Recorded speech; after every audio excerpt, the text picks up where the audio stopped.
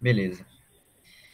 Então, né, a gente vem falando da decaída, né, de alguma forma, da Calípolis, né, dessa cidade ideal. Essa cidade ideal, né, o Platão ele algumas vezes chama de aristocracia, né? E aristos, em grego, é o melhor, né, o excelente, e cracia é poder. Então, a aristocracia seria o governo dos melhores, né? O governo dos mais excelentes, de alguma forma.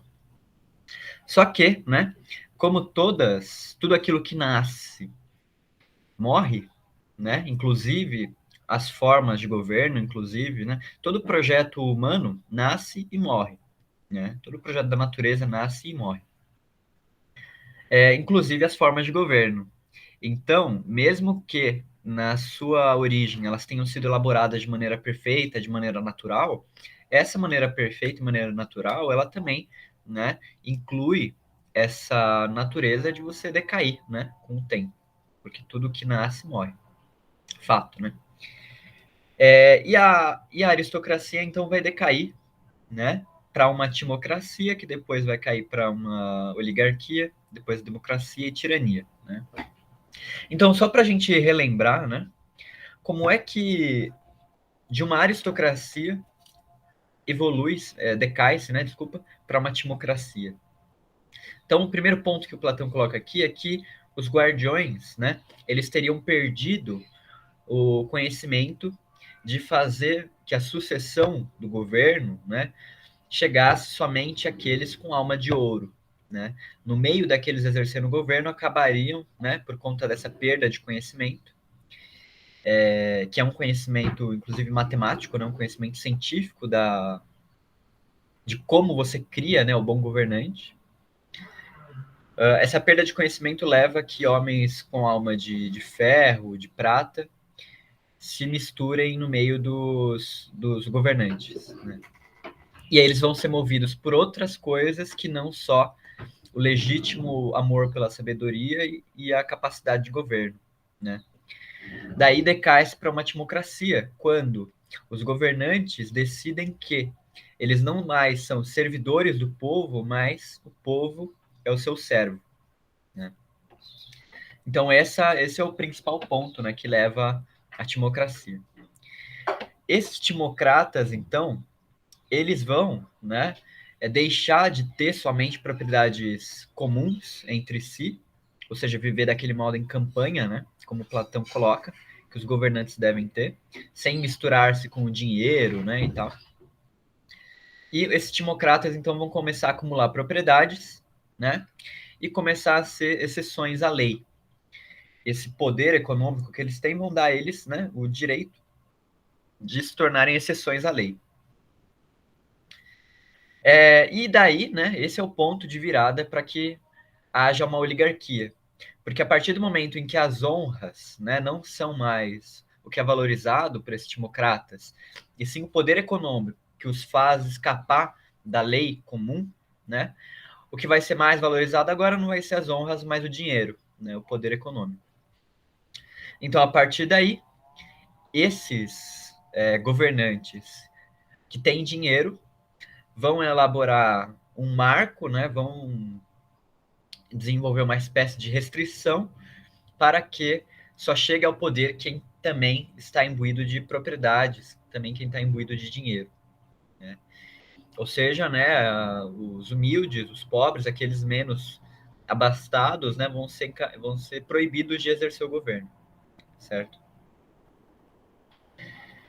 E o homem oligarca, ele tem uma característica interessante, né, porque ele é herdeiro de uma educação timocrata que prezava as honras, tudo mais.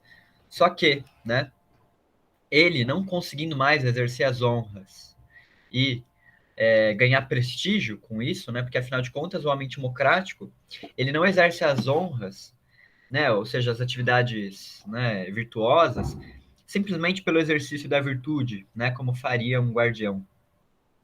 O homem timocrata ele exerce as virtudes para ser recompensado com alguma honraria, né?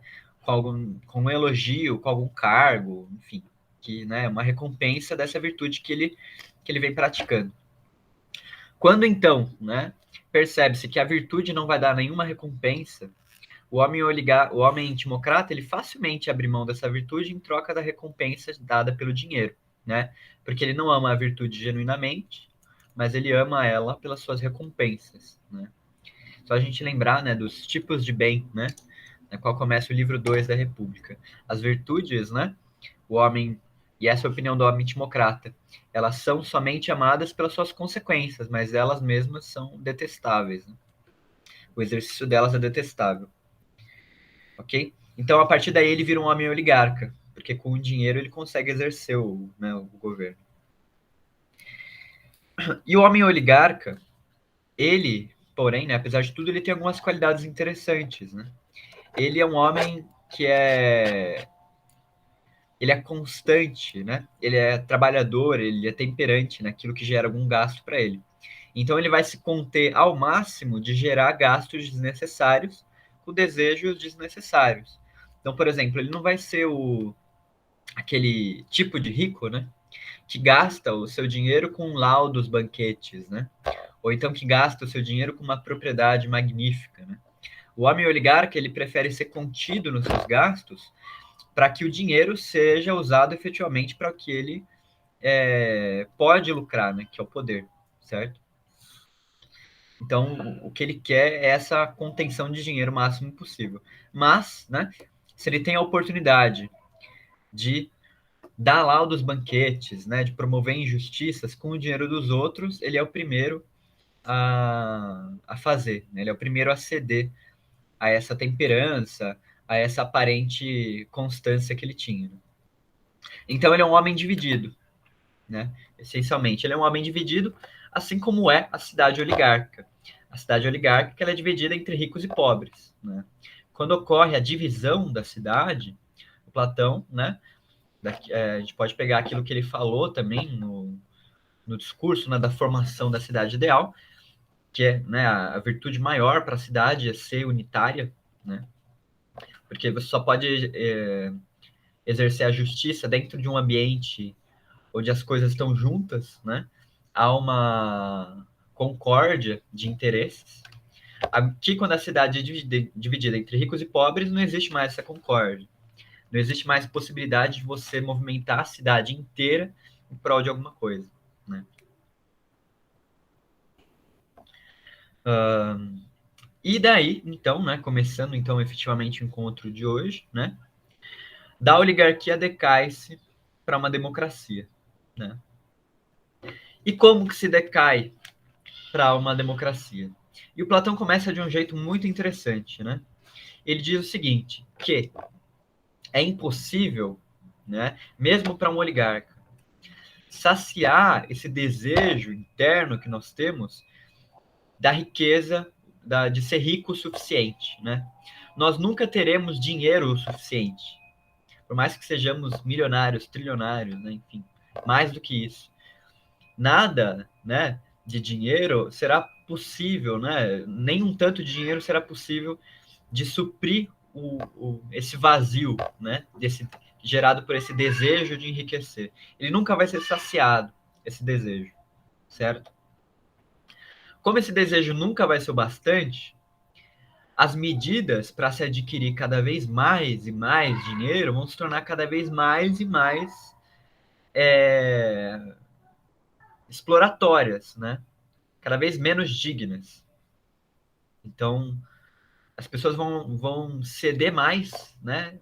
Para lucrar mais. Com isso, né? Com uma riqueza abundante desse modo, ela é necessariamente exploratória, esses governantes ricos, eles vão elaborar uma maneira, né?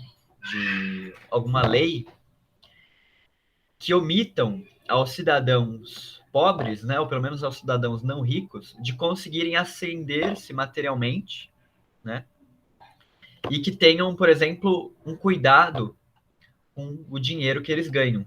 Então eles vão encorajar ao máximo, né? Não sei se vocês conhecem isso em algum planeta, né?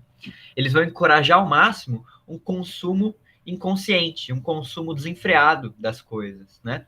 Porque justamente eles querem que aqueles que têm o pouco dinheiro que têm gastem comprando as coisas deles, né? Para que eles consigam ter mais dinheiro ainda. Ok? E o objetivo disso, né, é lucrar, isso é importante, né, lucrar sobre o desregramento dessas pessoas. Então, o desregramento da sociedade se torna lucrativo para essas pessoas, certo? Então, permite-se a libertinagem, permite-se uma liberdade excessiva porque ela é lucrativa. Simples assim, né? E essa ainda estamos na oligarquia aqui, né? Quando que nós vamos para a democracia? Nós vamos para a democracia quando essa classe de explorados, né, e de libertinos, com seu dinheiro, né, com, enfim, com seus bens, se tornam ressentidos com a injustiça que fora praticada com eles, né? E a partir daí eles buscam vingança contra o poder econômico dos ricos, que os colocaram nessa situação de pobreza extrema. Então esse levante de pobres contra ricos é o que muda a chavinha da oligarquia para a democracia, certo? Como que os oligarcas respondem a essas rebeliões dos pobres, né? Eles respondem de um jeito que para nós também é muito familiar, né? Então, se você tem alguém, né, que tá pobre, né, que é pobre e que de alguma forma tem um ressentimento contra os ricos, o que que você faz, né? Se você fosse um rico, você empresta dinheiro para ele, óbvio, né? Porque emprestando esse dinheiro, você ao mesmo tempo que endivida a pessoa, né? Você ao mesmo tempo ameniza essa revolta dela e faz com que ela seja leal a você mesmo contra a vontade dela, porque afinal de contas ela está ali na sua mão agora. Então esse veneno do crédito, né? O crédito venenoso é o que os oligarcas usam para se defender dos pobres, dessa rebelião dos pobres, certo? Então é um cenário interessante, né? Um cenário conturbado e ao mesmo tempo muito familiar, né, para gente.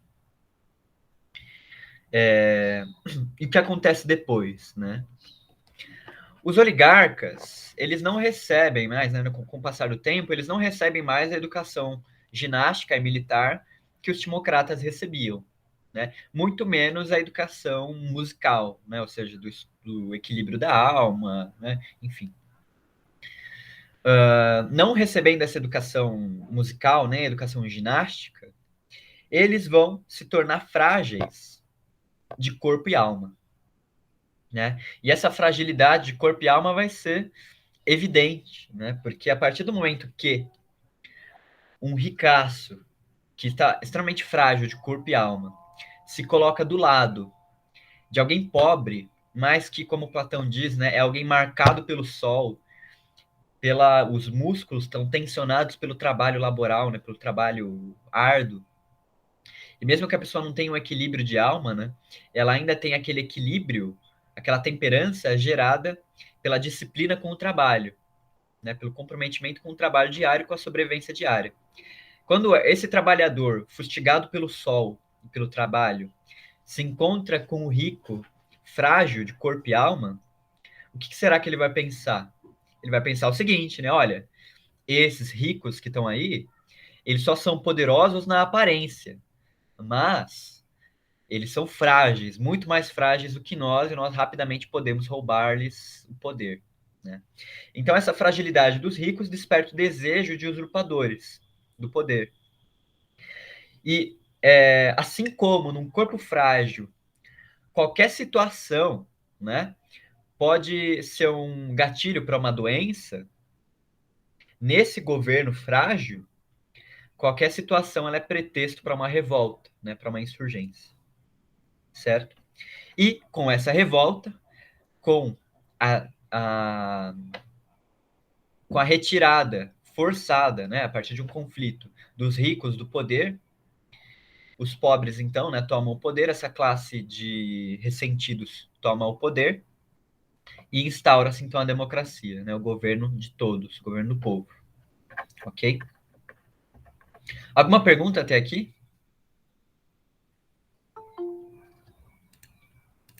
Se vocês tiverem perguntas depois, né, sobre esse assunto, podem mandar no grupo, podem mandar para mim.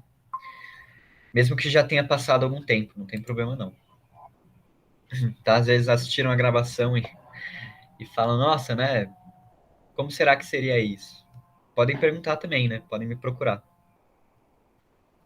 Ok, então é assim que se instaura a democracia.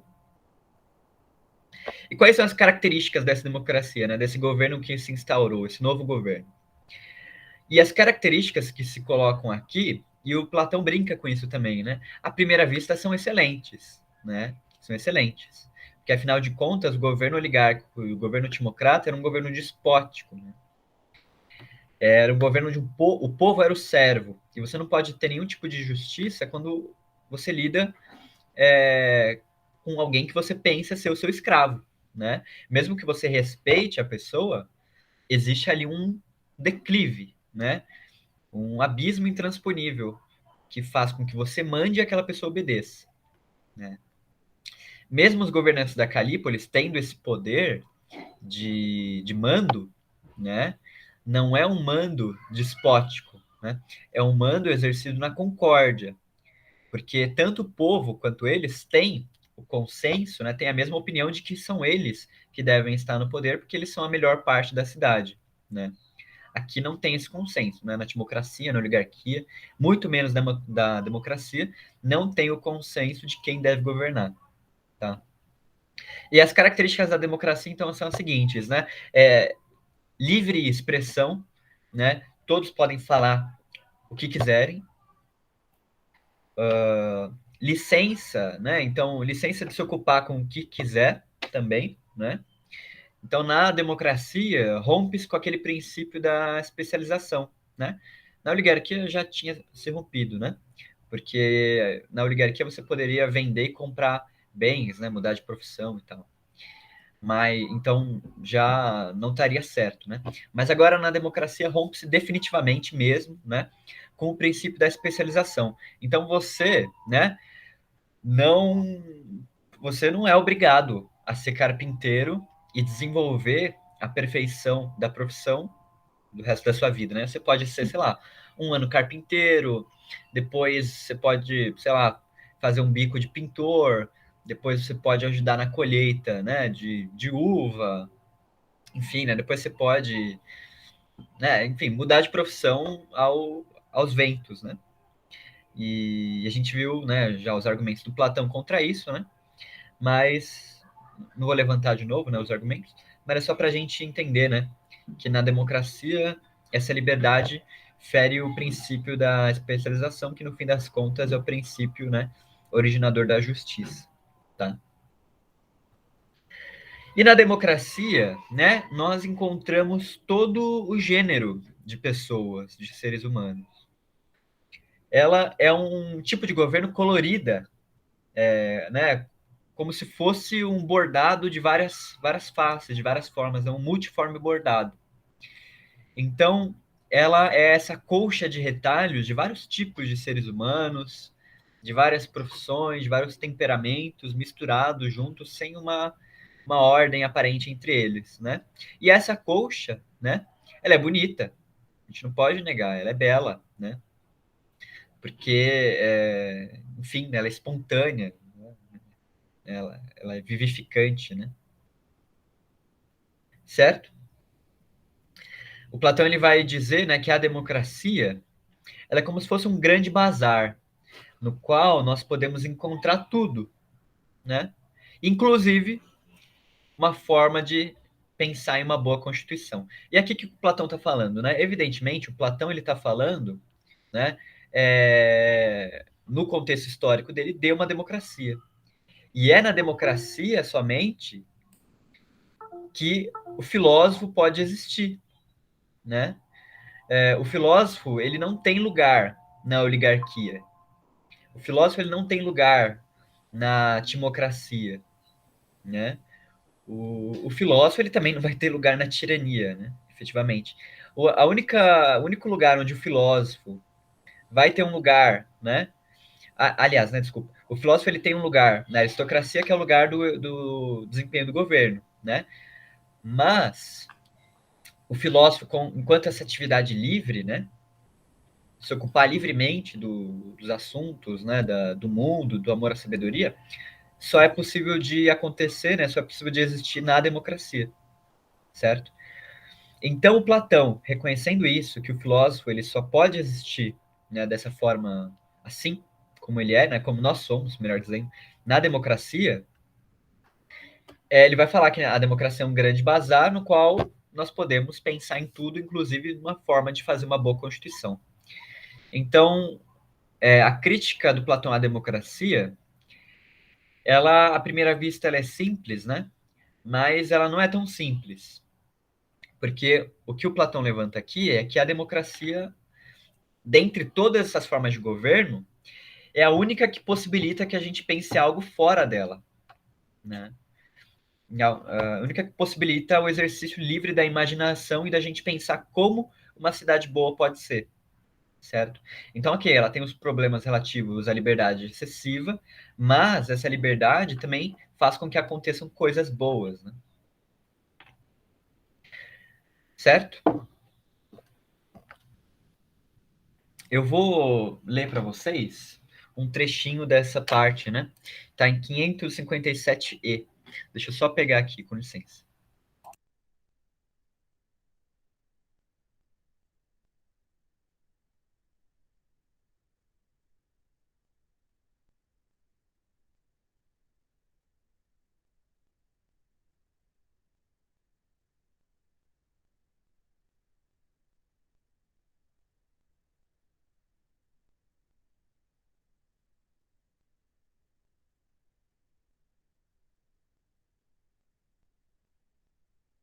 Então, eu tô lendo nessa edição aqui, pessoal, mas dá para ler em outras, né? Aliás, né, uma coisa que eu acho que eu não perguntei para vocês ainda. Vocês estão conseguindo se encontrar quando eu falo, por exemplo, 557E? Vocês conseguem achar aí no texto de vocês? Conseguem? Sim, sim, dá para achar, é perto, é mais ou menos próximo. Ah, legal. Porque eu falei já para vocês, né, como se faz essas referências ao Platão, né, para essas letrinhas aqui da borda, né, que se referem ao texto da edição original, né? Aliás, né, desculpa, da primeira edição do Platão, né, que é a de um moço chamado Stefanos, né, ou Stefanos, certo? Então vamos lá, 557e. Ele diz, né, mas, falei, não ser obrigado nessa cidade a governar, ainda que sejas apto para comandar. E de outro lado, nem a ser comandado, caso não queiras, nem a combater quando os outros combatem, nem a viver em paz quando os outros vivem em paz, caso não desejes a paz, nem, de outro lado, se uma lei proíbe que exerças função de governante ou juiz, ser obrigado a deixar de comandar e dar sentenças, se essa ideia tiver à mente, né, já à primeira vista, tal modo de vida não é divino e delicioso, né? A palavra aqui que ele usa não é exatamente delicioso, né? É redis, que é doce, né? Agradável, doce, né? Redis. Da mesma raiz, né? Depois que vai vir a palavra hedonismo, né? Então, é um modo de vida prazeroso, né? Porque se a cidade está em guerra, você, sendo cidadão, não é obrigado a lutar. Você é livre para decidir. Se você for o único apto a exercer o governo, você não vai ser obrigado a exercer o governo, né? E se você for o único não apto a exercer o governo, você também não vai ser obrigado a abdicar de tentar se eleger ao governo, por exemplo, né? Então não tem nenhum tipo de critério, né, que defina como você tem que agir, certo? E à primeira vista esse modo é divino e delicioso. Então, antes de falar dos problemas, né, da democracia, eu vou me ater aqui, né, junto com a argumentação do livro, e falar como que se forma o homem democrático a partir desse homem oligarca. Porque, afinal de contas, né, o governo, ele é um espelho, né, essa passagem de governo que eu falei é um espelho de como se faz a passagem dos seres humanos, né, dos homens. Então, como que se faz essa passagem, né, do homem oligarca para o homem democrata? E o Platão vai começar falando o seguinte: olha, né, existem dois tipos de desejo. Existem os desejos necessários e os desejos não necessários, tá? Os necessários são aqueles que nós não podemos afastar de nós e que são úteis quando são satisfeitos. Então, o que a gente não pode afastar de nós, né, de modo algum? A sede, a fome, né, o sono, o frio, o calor, né, essas sensações a gente consegue discernir, né? Já com um pouquinho de tempo de primeiro nível, a gente já consegue discernir, né? Desejos necessários e não necessários. E tem um ponto, né? Quando a gente satisfaz os desejos necessários, eles são úteis, né? Eles se tornam úteis. Porque quando a gente satisfaz a fome, nós, né, continuamos vivendo, né? Se é algo mais útil, né, do que isso. Quando a gente satisfaz a sede também, né? O calor, o frio também. Né? A gente continua dando possibilidade para que nossa vida aconteça. Agora tem também os desejos não necessários, que são aqueles que com algum treino, né, com alguma educação, nós conseguimos afastar e que, além de tudo, quando eles são satisfeitos, eles trazem algum efeito negativo, tá? Então, é fácil também de discernir, né? Com algum tipo de treino, a gente consegue, por exemplo, sei lá, não jogar lixo na rua, por exemplo. Com algum tipo de treino, a gente consegue não deixar as coisas bagunçadas, né? E por aí vai, né? Não, sei lá, comer uma comida que faz mal, né? Não comer em excesso, por exemplo. Enfim. Né? O homem democrático, ele começa a se formar, e esse é o ponto, né? O homem democrático, ele começa a se formar quando ele começa a conviver com os desejos não necessários e não tem o conhecimento necessário, né, para se educar e afastá-los. O jovem democrata, né, ele é como se fosse um ser humano. Então, o democrata, né, desculpa, o democrata é como se fosse um ser humano naquele tempo da adolescência, né? Então, como ele tá, né? Ele tá entre aquela educação oligarca que ele recebeu e essa vontade de exercer a liberdade excessiva, né? Então ele está entre a prudência e a temperança.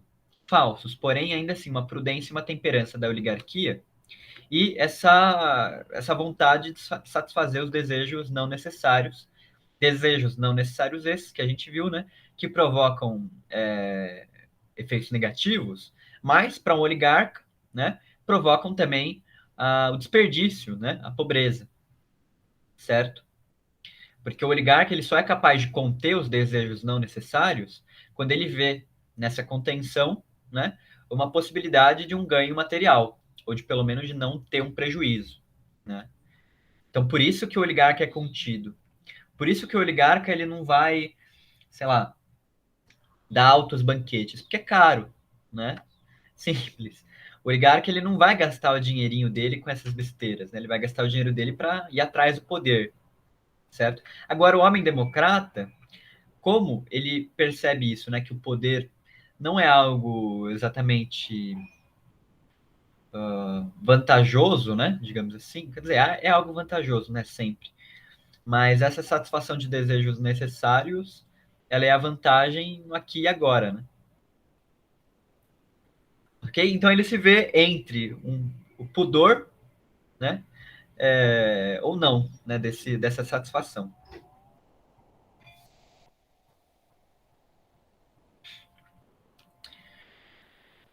Ok? Eu vou ler aqui 561b, que fala então desse modo como ele trata tudo, né, de maneira equivalente.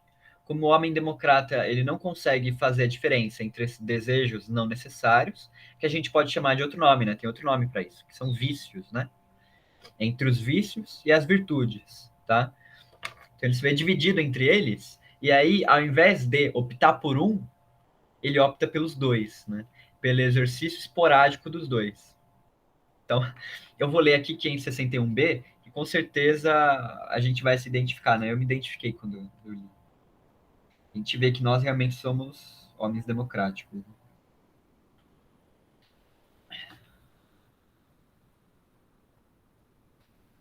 Então ele diz aqui, ó. Alguém assim, creio eu, né? Ou seja, alguém democrata, né? Passa a viver gastando dinheiro, trabalho e tempo, tanto com desejos necessários quanto com os supérfluos. Então ele gasta a sua energia igualmente, atendendo os desejos necessários e os não necessários. Se, porém, tem sorte e não se deixa tomar demais pelos excessos, mas tornando-se ele mais velho, passado o grande tumulto, acolhe uma parte dos exilados e, sem entregar-se de todo aos invasores, tendo como iguais os prazeres, passa seu tempo. E aquele prazer com que sempre depara, como se fosse algo que lhe cabe por sorte, entrega ao governo de si mesmo até que ele esteja saciado e depois a outro prazer, sem fazer pouco caso de nenhum, mas alimentando a todos igualmente. Então, o que acontece, né? Pensamos no ser humano como uma cidade, né? O homem democrata, ele não vê problema em ser governado por estrangeiros, né? Pensando, né, o ser humano como uma cidade, ou seja, desejos que não pertencem a ele, certo? Então, o que ele faz, né? Ele dá o poder de si mesmo ao desejo do momento, né? E ele faz basicamente o seguinte: aquele desejo que está mais forte, ele deixa que o dirija por um tempo. Depois, se outro desejo emerge, ele dá o controle de si mesmo para aquele desejo e deixa que ele o leve para outro lado, né? Então ele vai, né? Assim, é a democracia, né? Aquele que assume o poder e toda hora troca, né? Quem assume o poder vai dirigindo a nação, né? E ele continua, né? E um discurso verdadeiro, diz, ele não acolhe nem permite que entre em seu posto de vigia. Se alguém lhe diz que uns prazeres vêm de desejos belos e bons, e outros vêm dos maus, e que a uns deve dedicar-se prestando-lhe honras, e a outros deve refrear e subjugar, tudo isso ele nega com um movimento de cabeça e afirma que todos são iguais e merecem honras iguais. Né? Já viram isso, né? Todos são iguais e merecem honras iguais. Perceba como ele, né, a todo momento que ele fala do funcionamento interno da alma do indivíduo, ele usa o vocabulário político, né? Porque para o Platão, a gente já viu, né, isso. Não tem exatamente uma diferença muito grande, né, entre a política que nós fazemos internamente, entre essa ordenação interna, né, de nós, e a política externa, da cidade e tal, né, em grande escala. Então, ele não reconhece que alguns desejos são bons e outros são maus, né? Ele satisfaz a todos igualmente. Ele satisfaz tanto a fome dele, quanto o desejo dele de comer excessivamente, por exemplo. Né? Então, disse eu, né? E aqui 561b, né? Então, vai ele vivendo o seu dia a dia, cedendo ao desejo do momento, ora embriagando-se e ora tocando flauta, ora bebendo só água e tentando emagrecer, ora exercitando-se, outras vezes também ficando sem fazer nada e descuidando-se de tudo, ora ficando como se passasse seu tempo filosofando. Às vezes, dedicando-se à política e subindo à tribuna, diz e faz o que lhe vem à cabeça. Se um dia inveja guerreiros, passa para o lado deles. Se inveja homens de negócios, é para lá que vai. E na vida dele não há mais nem posto a manter, nem coerção que o obrigue, mas ao contrário, chamando-a de doce vida, livre e feliz, vive-a durante todo o tempo. Mostrei, creio eu, que esse homem se mostra de várias formas, reúne muitos traços de caráter e, como aquela cidade, é belo e multifacetado. Muitos homens e muitas mulheres invejariam a sua vida porque ela carrega dentro de si a maioria dos modelos de constituições e costumes. Né? Certo? Então, é aquele homem que é tudo, né? mas por ser tudo não é nada. Tem uma passagem no Bhagavad Gita que é bem interessante, né? Que o Krishna diz assim para Arjuna, né? Aquele que tem a inteligência ramificada, né? Não é tão forte, né? Não consegue ser tão forte quanto aquele que tem inteligência una, né? Como um rio, né? Se a gente pensar num rio que segue sempre, né? Um único fio, né? E que essa força da água, né? Por estar toda ela junta, indo numa única direção, consegue ser forte e romper barreiras, né? É por isso um rio forte. Agora, se a gente pensa num rio que ao invés de seguir um fluxo único, ele sempre se divide, né, em vários meandros, vários meandros. Nenhum desses meandros terá força suficiente para romper um obstáculo importante, né? Então o rio vai ser belo e com vários afluentes, né? Com várias ramificações, vários caminhos, né? Ele vai seguir vários caminhos de uma vez, mas nenhum com tanta força, né? Ok? Então esse é o homem democrático. E o homem democrático, para o Platão, inconformadamente, desculpa, né? Inevitavelmente ele leva à tirania, que é justamente onde a gente vai chegar agora. Certo? Mas, por enquanto, alguma dúvida em relação à democracia? Querem fazer algum comentário? Tem uma pergunta? Fique à vontade.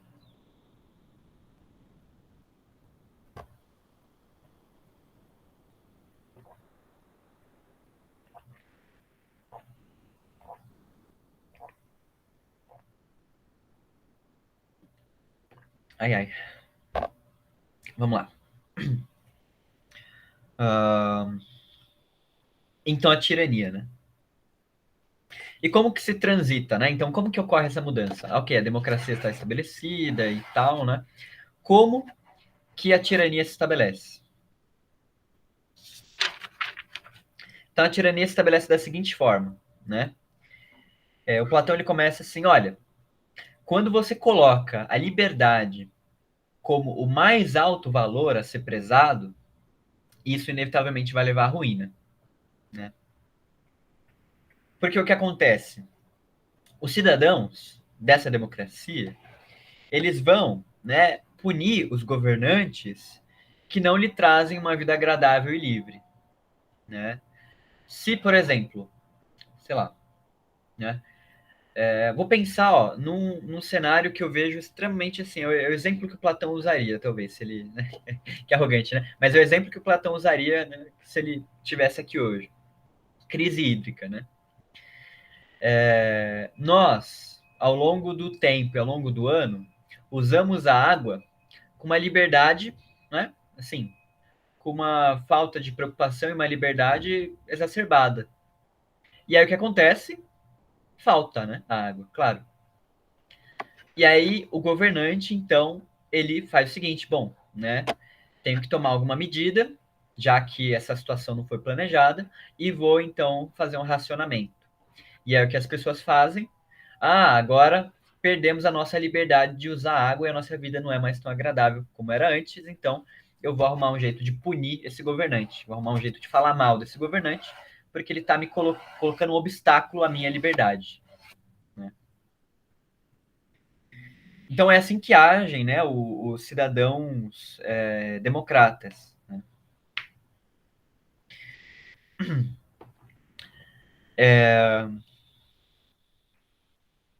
Ok? A liberdade nessa democracia, ela abrange tudo, né? Como a gente viu, nem mesmo as virtudes escapam, né? As virtudes são iguais aos vícios. Então a liberdade ela abrange tudo. E em todas as relações, então, existe uma espécie de disfarce para que aquilo que você fale, aquilo que você quer fazer, não fira a liberdade do outro, né? Então, por exemplo, se eu vou, uh, sei lá, vamos pensar, por exemplo, que eu e a Cláudia, a gente está na fila do café e a Cláudia dá um passinho para trás e pisa no meu pé, né? E ela não percebe e fica lá. O que que eu falaria, né? Num governo democrata? eu chegaria para a Cláudia, né? Falaria, eu vou me conter, né? Falei para cá, então, né, Claudinha, eu sei que você tá aí, né, e tal, e é seu direito, né, ficar aí onde você tá. Mas, né, você tá em cima do meu pé, ou seja, né, eu agiria com uma série de trejeitos para não ferir a liberdade da Cláudia de estar ali onde ela tá, percebe? Percebe mais ou menos como que é? Então, eu não poderia simplesmente falar, pô, Cláudia, você pisou no meu pé. Porque, né, um democrata sensível falaria o quê? Não, mas é meu direito dar um passo para trás, né? O quê? Você está cerceando a minha liberdade, né? Como é que é? Enfim, é um exemplo bobo, né? Mas funciona mais ou menos assim, porque a liberdade, essa liberdade excessiva em todas as relações e aquela liberdade que você não pode transpassar, né, do outro, você tem que respeitar a liberdade do outro acima de tudo, né? Então, se a pessoa fala alguma besteira, você tem que respeitar, porque a pessoa é livre para se exprimir, né?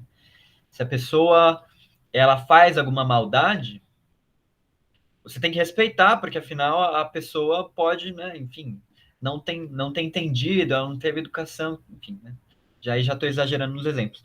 Mas é mais ou menos aí, né? Você não pode simplesmente chegar para outra pessoa e falar o que você quer, porque essa liberdade ela exige um disfarce entre as relações, né? Ela media as relações através ali de uma passibilidade, né? De um trejeito e tal. Ok?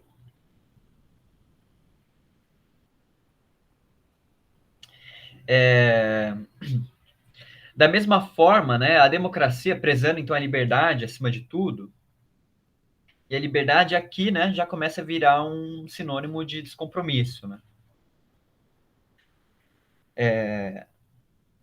Essa liberdade acima de tudo, ela leva a que as pessoas deixem de dar atenção às leis, porque elas não querem se comprometer com nenhum senhor, com nenhuma situação, né, com nenhuma regra. Porque essa situação ela vai de alguma forma, né, limitar a liberdade delas. Esse comprometimento vai limitar a liberdade, né, das pessoas. Se a gente, por exemplo, entrar num acordo que determinada rodovia, sei lá, as pessoas só podem andar a 80 por hora, né? Aquele que quer andar a 90 por hora vai se sentir ferido, não vai? Sempre vai ter alguém reclamando, né, do limite de velocidade, né, sempre vai ter alguém reclamando de alguma lei, né, de alguma regra que é estabelecida na sociedade, ou não é, né? Certo? E aí o que o Platão fala? Olha, quando valoriza-se excessivamente uma capacidade, né, algum bem humano com uma liberdade, costuma-se, né, resultar em uma grande mudança na direção oposta. Então, quanto mais a gente valoriza a liberdade, mais a gente se aproxima de uma limitação última, né, de uma limitação absoluta dessa liberdade, né? Então, quando todos são livres, ninguém é, né? Mais ou menos esse ditado. Ok? Na democracia, existem três classes de pessoas, então, né? Existem a classe dos políticos, a classe desses ricos moderados, né? E a classe do povo, né? Que, no fim das contas, é a mais numerosa e tem o poder decisório sobre as ações, certo? Essas classes democráticas, elas inevitavelmente entram em conflito entre si, né? Defendendo aquilo que elas julgam fazer parte do próprio interesse. Então, os ricos moderados vão ter um interesse nas decisões políticas, os políticos vão ter outros, e o povo vai ter outro interesse, né? Cada uma vai lutar pelo próprio interesse. E o que acontece? O povo, ele, apesar de ser o mais forte e ter o poder decisório nas situações, ele carece da habilidade discursiva dos políticos e do poder efetivo, né, de ação dos ricos moderados. Então, o que o povo vai fazer? Ele vai eleger dentro dele, ou fora dele também, né, tanto faz, um defensor das suas causas, né? Então, esse defensor do povo, esse que vai na Assembleia em nome do povo, defendendo os interesses do povo, esse vai ser o aprendiz do tirano, né? Esse vai ser o começo do tirano, certo? O tirano vai nascer daí, desse cara que representa o povo. Isso é Platão, tá, pessoal? Não tô inventando nada da minha cabeça, pelo amor de Deus, tá bom? Então tá escrito aí. E o que vai acontecer, né? É, essa pessoa, esse representante do povo, que eu acho que é mais fácil a gente já chamar de tirano, né, para facilitar. Então esse tirano, o que ele vai fazer, né? Ele defendendo então essas causas do povo, vai acontecer uma coisa com ele que é normal acontecer, onde a disputa, o critério de exercício do poder é a disputa e não quem tem razão, né?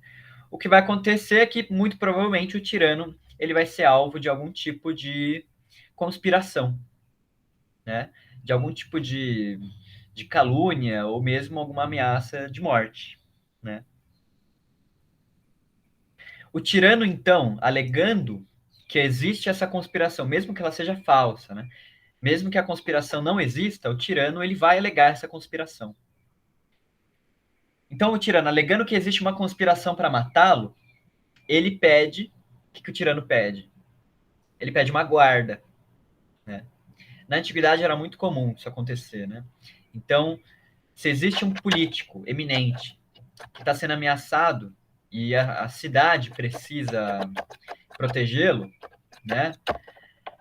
Porque afinal de contas, você proteger um cara desse é você proteger os seus interesses, né? Então você vai lá e destaca uma guarda armada para esse tirano, né? Platão até fala, né, que é a famosa exigência do tirano, né, que o tirano sempre pede uma guarda, né? Então, só para fazer outros paralelos na história, né? O conflito, né, do Império Romano entre César e Augusto e tal, ele começa quando César destaca, né, uma legião romana para ser a sua guarda pessoal, né? Então, enfim, né? Isso é frequente ao longo da história e provavelmente na época do Platão também, né, deveria ter vários causos assim, de algum tirano, de algum governante que exigisse, né, do povo o destacamento de alguma guarda armada para fazer-lhe a defesa, né? Certo? E o que acontece no caso do César, né? O César vai lá, então, e ele toma Roma com a legião, que estava destacada para sua guarda pessoal, né? Mas, enfim. E aí o que acontece, então, quando o tirano ganha essa guarda armada, os ricos e os outros políticos, as outras classes da sociedade, elas deixam a cidade, se elas são prudentes, né? Certo? Porque senão, elas são mortas pelos tiranos, certo? Que se erguerão, então, perfeitamente triunfantes, sem nenhum opositor, sem nenhum inimigo. Ok? Então, quando essa classe política tem o poder armado de garantir a sua hegemonia, ela vai garantir a sua hegemonia eliminando a oposição, tá? Essa eliminação pode ser física mesmo, né? Pode, enfim, ocorrer vários assassinatos, ou então pode ser uma eliminação por medo, né? Forçando as pessoas a entrarem em exílio, certo? Já ouviram isso, né? Então, quando existe o exílio, né, de alguma classe da sociedade, muito provavelmente é porque essa classe já entrou numa tirania, né? Porque a tirania ela não admite oposição. E de início, o tirano é saudado, né, pelo povo por ser benévolo. Então o tirano ele vai cumprimentar a todos nas passeatas da rua, né? Ele vai ser benévolo com todos os cidadãos. Se alguém está passando alguma necessidade, ele vai abrir mão do próprio dinheiro para dar, né? Ele de início vai ser benévolo com todos. Mas o que acontece? O tirano ele ganhou gosto pelo poder, né? O poder ele tem um gosto, né? Ele é viciante de alguma forma, né? Inebriante. E o tirano, então, ele chegou ao poder alegando que existia uma conspiração, que ele precisava ser defendido, né? Então, ou seja, que existia ali um conflito dentro da sociedade. Quando o tirano se estabelece, hegemonicamente, teoricamente esse conflito está solucionado, né? E ele não precisa mais ficar ali no poder, porque afinal de contas a ameaça já foi contida, não é? Só que o que acontece? O tirano ele não vai querer sair do poder. E para isso, né, ele vai sempre colocar o povo em outras situações complicadas, para que ele próprio tenha que resolvê-las. Né? Então ele não vai permitir que a sociedade esteja em paz. sempre vai existir algum conflito, porque ele, né, vai se destacar como o homem mais adequado para resolver essa situação, né? Certo? Então, o tirano ele vai gerar essas situações complicadas da cidade, essas situações de conflito, para que ela nunca se veja em paz e nunca se veja como não precisando de um tirano, né? Como não precisando desse homem forte, né?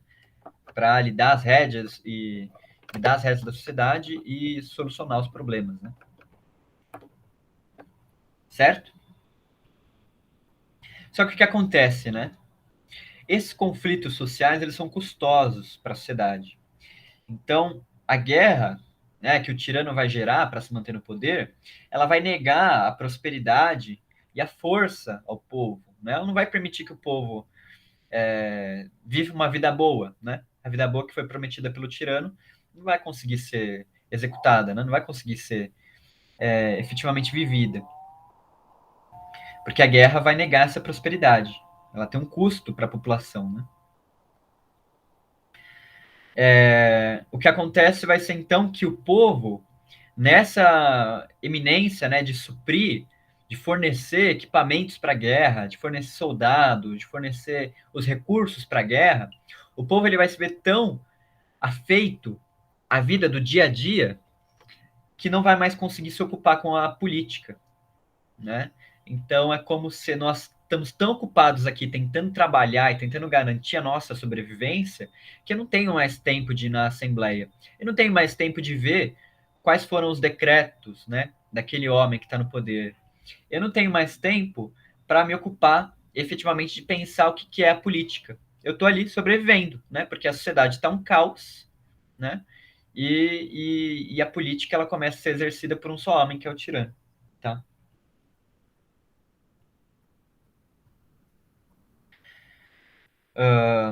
Para se manter no poder, então ele faz isso, né? Ele, ou seja, gera uma situação de guerra, ele silencia as críticas, elimina a oposição, claro, né? E essa oposição também inclui, né, os filósofos, não preciso nem dizer, né? Então ele purga a cidade, o tirano acaba purgando a cidade daquilo que ela tem de melhor. E o que ela tem de melhor? A capacidade produtiva do povo, o discernimento da oposição, né, que no caso são os sábios, os filósofos, certo? E a ação efetiva dos soldados, né? Que antes, né, eles estavam ocupados em defender a cidade, agora eles estão ocupados em garantir o seu controle, né? Garantir o seu poder. Ok? Então, basicamente é isso. O Platão ele tem alguns adendos, né, que ele faz, por exemplo, mas como que é essa guarda que o tirano recebe, né? Como que é essa guarda? E ele vai falar que essa guarda do tirano, para que ela seja realmente efetiva, né, ela precisa ser daqueles mais leais possíveis a ele, né? E como que você vai garantir pessoas tão leais, né, em uma cidade onde a liberdade ela é o mais alto valor? Vocês conseguem imaginar? Essa lealdade ela vai ser adquirida mediante a libertação de escravos, né? Então você tem ali um setor da população que não tem liberdade nenhuma, o que você vai oferecer? Você vai oferecer tudo aquilo que ela não tem, liberdade. E a partir do momento que você oferece tudo para quem não tem nada, essa pessoa será leal a você o resto da vida. Ela vai morrer por você. Ok? E também porque, né, os escravos libertos, eles vão se ver em posição de gerar prejuízos, né, de gerar danos aos seus próprios senhores, né, aos seus antigos senhores. Então não tem nada melhor, né, do que você fazer isso. Não sei se vocês assistiram Game of Thrones, né? Mas a Daenerys, o que ela faz, né? Qual que é o exército mais leal a Daenerys? É justamente o exército de escravos libertos, né? Que ela consegue arrumar lá. Então eles se tornam devotamente leais a ela, né? Devotadamente leais. E aí o que acontece, né?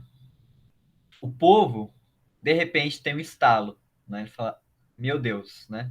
Onde é que nós estamos? O povo percebe que aquela pessoa, ela não é o seu guardião, mas ela é um lobo, né? Que, primeiro, tem uma comparação com a mitologia, né, que Platão faz aqui, que o tirano ele se transforma em lobo, né, no começo. Como que o homem se transforma em lobo, né, segundo a mitologia grega? Quando ele prova da carne humana, certo? Então, o tirano, assim que ele executa o primeiro assassinato, alegando, né, lá atrás, né, alegando aquela conspiração, quando ele elimina os seus opositores, ele prova do sangue humano e se transforma num lobo. A partir daí, não mais exercendo o governo como um ser humano, mas como um lobo que preda, então, as ovelhas do rebanho. Né? O povo, então, quando percebe que aquele que está no poder é um lobo, quando percebe que ele é um tirano, e o quão pesado o tirano é de sustentar, porque a sociedade se vê a todo momento em crise, né?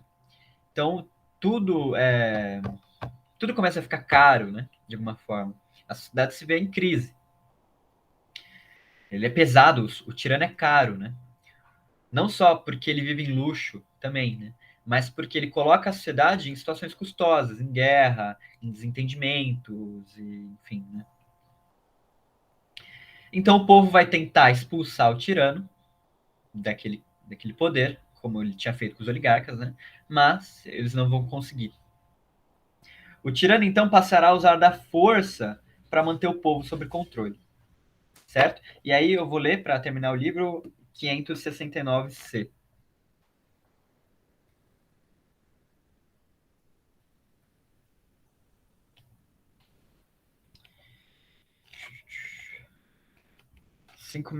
C.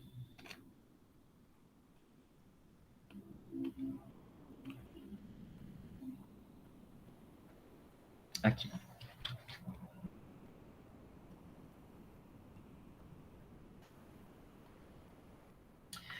Como diz o provérbio, o povo, ao fugir da fumaça da escravidão, teria caído dentro da fogueira do despotismo dos escravos, e em troca daquela liberdade grande e intempestiva, assumirão a servidão mais dura e amarga, a submissão a escravos. Então, o povo que queria ser livre vai, no fim das contas, se ver violentado por escravos, certo? Os escravos aqui, à primeira vista, a gente pode achar que é essa guarda do tirano, né? Que são os escravos libertos. Mas a gente vai ver que o escravo mais escravo de todos é o próprio tirano, né? Quando ele, então, não tem dentro de si nenhum critério de ordenação, né? E por isso, então, ele vai tiranizar os outros, né? Ou seja, ele tiraniza a si próprio e já que ele está no governo, ele tiraniza os outros também. Né? O Platão ele não vai falar aqui, né, no livro 8 da Alma do Tirano, ele vai iniciar a narrativa da Alma do Tirano no livro 9, né? Então, no nosso próximo encontro. Tá bom?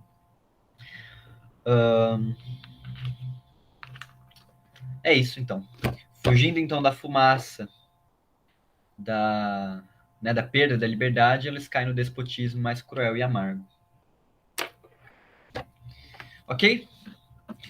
Perguntas, comentários? Fiquem à vontade. Pode falar, Dina.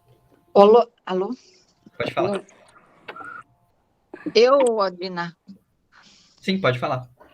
O tirano, não entendi essa frasezinha final que você falou, que ele virou escravo da própria tirania dele? Sim, então. Isso é o que ele vai falar no livro 9, né? Por isso que eu falei mais rapidamente. Mas o tirano, ele é o verdadeiro escravo, né? Que está subjugando o povo, tá? Então, vou ler aqui de novo o provérbio, né? Para a gente entender melhor. Porque qual é a questão? O povo, ele estava fugindo dessa ameaça à liberdade. Ó, aqui, ó. Como diz o provérbio, o povo, ao fugir da fumaça da escravidão, né? Teria caído dentro da fogueira do despotismo dos escravos, em troca daquela liberdade grande e intempestiva, assumiu a servidão mais dura e amarga, a submissão a escravos, certo? Esse escravo, né, que está submetendo o povo, é o próprio tirano, porque ele é escravo de si mesmo, ele é escravo das próprias paixões, dos próprios impulsos, certo? Isso a gente vai falar no livro 9.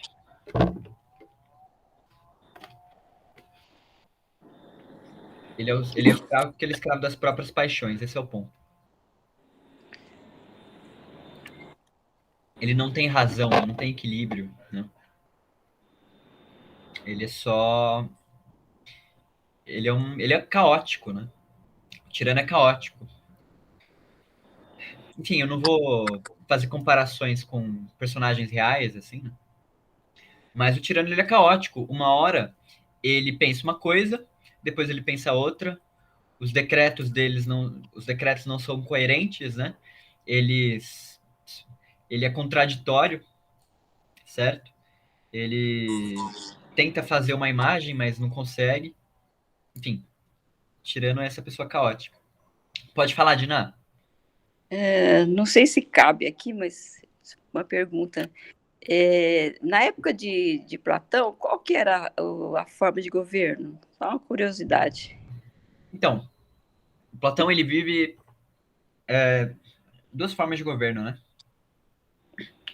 Ele vive a democracia, certo? Ele vive a democracia. E uma democracia castigada pela guerra, né? A Guerra do Peloponeso, da qual a cidade dele, Atenas, sai derrotada, né? Depois que Atenas é derrotada, então essa democracia ateniense, ela é substituída por uma tirania, a tirania dos 30, né? Ah, Inclusive é nesse período da tirania dos 30 onde vão começar a se perseguir figuras eminentes, né, da sociedade. Essa tirania foi uma tirania instaurada em Atenas pelos espartanos, né, que ganharam a guerra.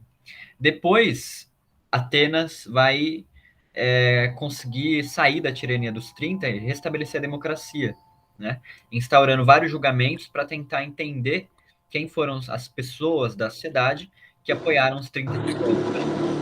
Durante um desses julgamentos, Sócrates vai ser assassinado, certo?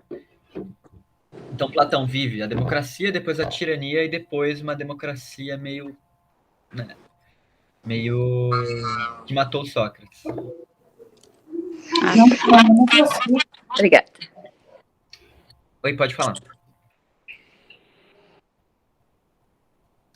Pode falar, acho que era a Cláudia, né, que ia falar. Desabilitou sozinho aqui. Ah, tá. Eu fiquei impressionada. Foi na democracia, então, que Sócrates foi assassinado. Eu achei que tinha sido na tirania dos 30. Não. Sócrates foi assassinado na democracia nascente, né, depois da tirania. Não, mas aí, sei lá, né? Não dá para entender. Não dá para entender. Mas, assim, é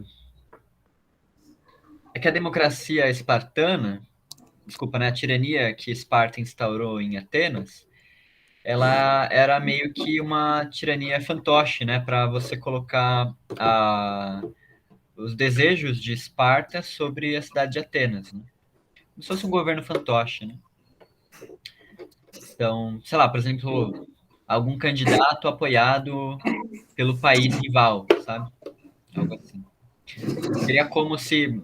Acho que não existe isso, né? Mas seria como se nos Estados Unidos tivesse concorrendo à presidência um candidato apoiado, sei lá, pela China ou pela Rússia, né? Algo assim. Então, seria mais ou menos assim. Isso aí já aconteceu, já. Eu sei que acontece, mas esse que eu falei, acho que não. Aconteceu, sim. Acho que o Donald Trump, inicialmente, era apoiado pela Rússia, né? Inclusive financeiramente. Aí já não sei. Eu já não sei. Mas eu sei que tem essas, né?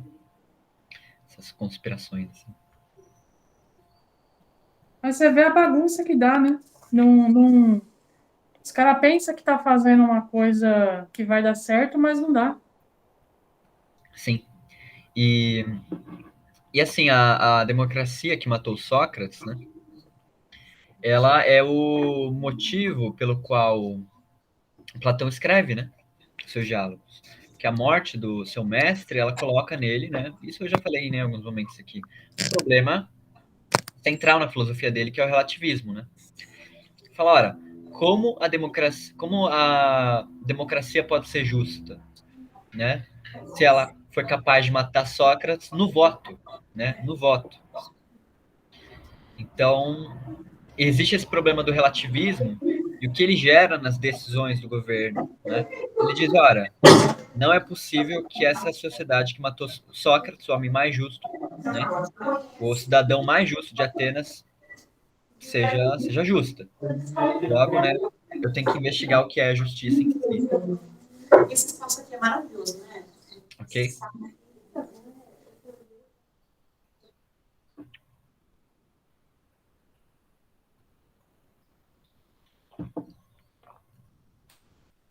É isso. Mais alguma coisa?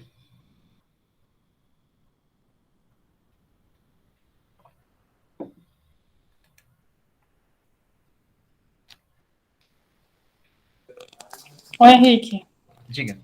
acho que esse silêncio é um pouco de sentimento de culpa, né? Assim, de medo, né? Porque quando a gente foi chegando perto, mais perto da nossa realidade, dá um medinho, né? Assim, um negócio Então, assim, eu acho também.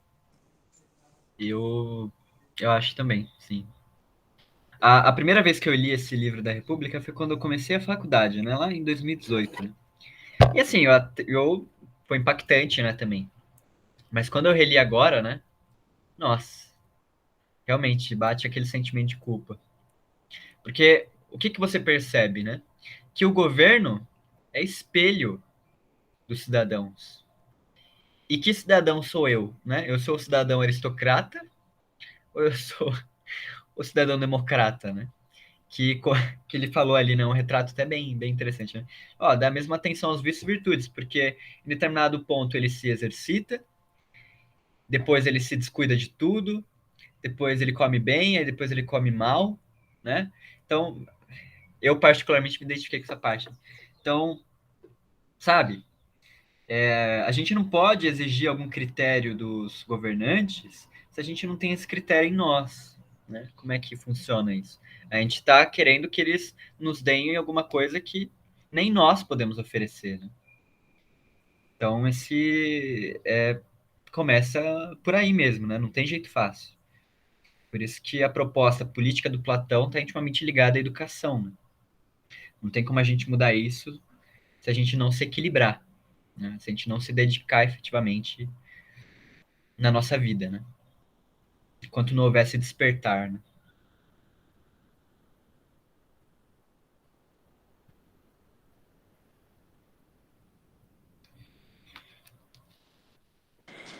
Alguns países já vivem essa tirania, né? Muitos. Acho que sim. Esse Estado Islâmico, Islã, é Ah, complicado. a gente não precisa nem ir tão longe, não. Tá na nossa porta. É, tá batendo já. É, Já tá batendo na nossa porta, já. já tá. Isso é que assusta, né? Não é. Quando começa a vir esses papos aí, né? Ah, nós precisamos de alguém forte para colocar a nação nos trilhos, né? É o papo do tirano, né? É o papo do tirano. E é isso. Enfim, não vou começar a dar exemplo, senão a gente vai acabar falando nomes, né? Mas é isso.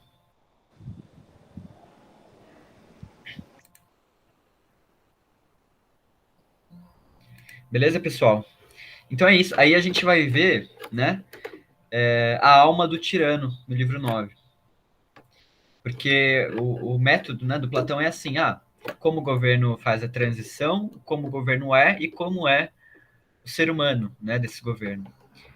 E ele falou de tudo da tirania, menos como é o ser humano, né, nesse governo. Coisa que ele vai falar no livro 9, tá? Então, tá ainda em aberto aí, e é justamente no livro 9 onde ele vai falar que o tirano, então, ele é o maior dos escravos, né? Porque ele é escravo de si próprio, certo? Ele é auto-escravizado, né? Escravizado pelos seus impulsos mais baixos, né? O tirano, vou dar um spoiler, né? O tirano, ele faz em acordado que algumas pessoas só têm coragem de fazer em sonho, né? Então, o tirano é isso. Aquele que faz acordado, aqueles que algumas pessoas só têm coragem de fazer em sonho. Ok? Então, por hoje é isso. Agradeço aí a presença de todos, espero que tenha sido proveitoso aí. Novamente, né, se tiverem dúvidas, mandem aí para mim, tá? Se tiverem comentários também. E é isso. Como a gente já está se aproximando do final, tá, pessoal? Só queria fazer um comunicado aqui. Quando terminarmos o livro 10, né? Então, quando terminarmos a República, eu pretendo fazer um pequeno recesso.